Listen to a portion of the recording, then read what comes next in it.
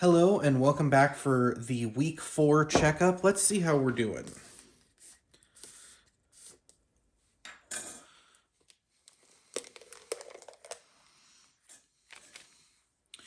All right, let's have a look in here. You can see it's very active. Let me really get you up in here. And you can see that we're not so sloshy. So let me go ahead and spin this around. You can see that it still runs, but you can also see kind of in the back here, it's pretty sticky, which is good. So that is kind of our cake batter consistency that we were looking for. We didn't want it to be totally watery, but we also didn't want it to be so thick that it was like cookie dough that doesn't run at all. So you want it like cake batter. You can pour cake batter out of a mixing bowl. So this is what we're going for. Okay.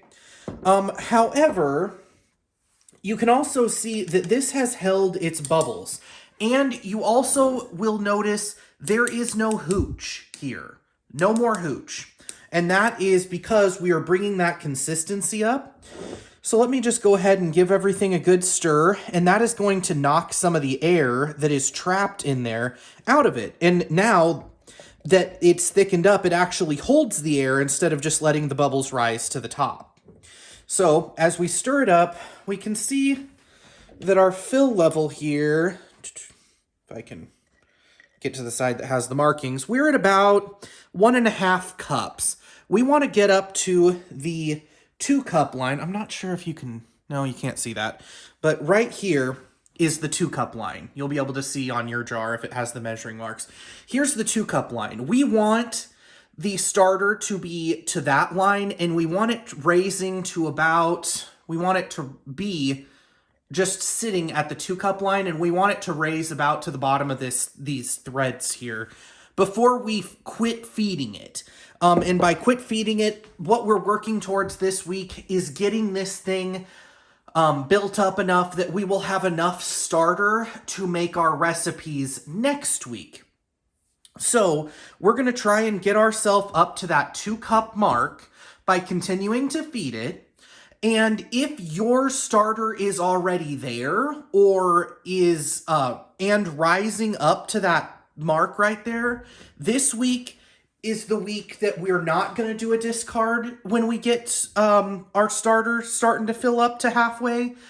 Once we get our starter filling up to half of the jar, and then when you feed it, it's rising up to over 3/4 of the jar, so like up to this bottom of these threads here, that's when you know your starter is fully developed and you have enough starter to make a recipe. So when you reach that point, you're going to go ahead and you're going to take your starter, put the lid on, and you're going to put it in the refrigerator. Not the freezer, the refrigerator.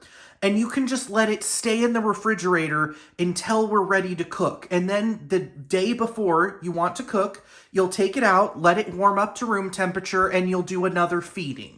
And that'll get everything good and active again. So the next day when you go to cook with it, it is nice and lively, just like it was never in the fridge. So the fridge just puts it to sleep for a while we wait. If yours isn't at, when you've stirred it down, it's below halfway, keep feeding it. Keep feeding it because we need enough volume. We need a good cup of fed starter for all of these recipes, and we never want to take more than half of the starter out of the jar. So we need to make sure that we have at least 2 full cups when it's risen, when it's flat, so that we have at least 1 cup left over to keep the starter going.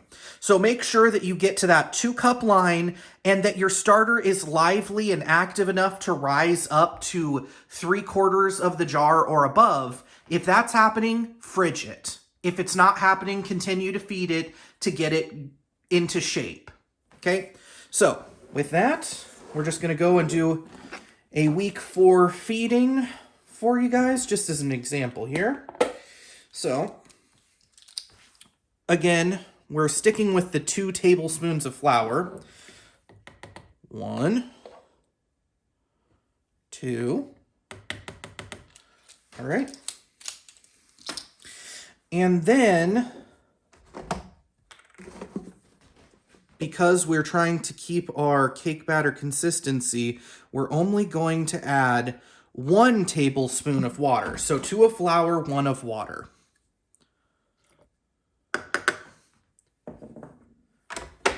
Give this a stir.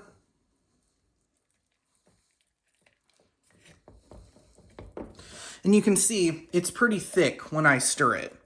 So it's going to take more effort to stir it. So if you're stirring with kind of a wimpy thing, you might have to step up to something a little tougher. This wooden chopstick's pretty good.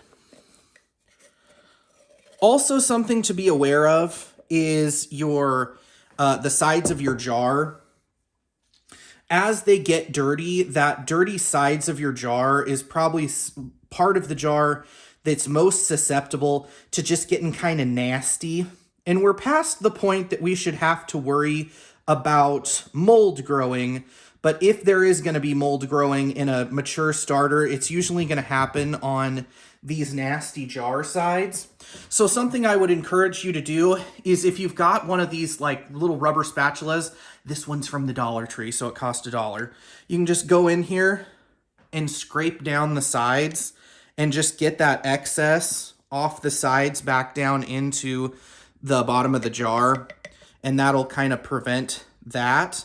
Or if you're just trying to save yourself some money, just go ahead and make sure your hand is really, really clean, like really, really wash your hands. And you can just take your finger down there and just kind of scrape around. And that way, you know, you can see it's not perfectly clean, but you've got the bulk of it back down into the bottom of the jar there. And with that, this week isn't too sensational. It's really all about getting your jar to the proper amount here.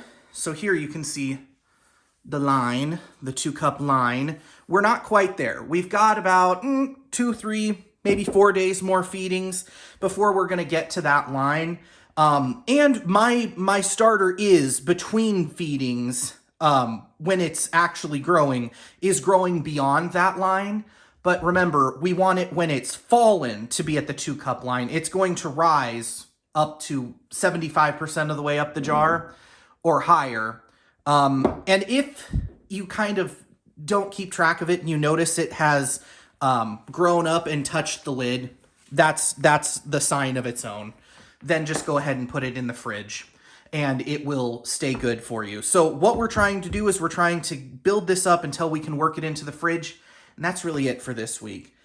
Keep feeding it until you get there. And I will see you next week.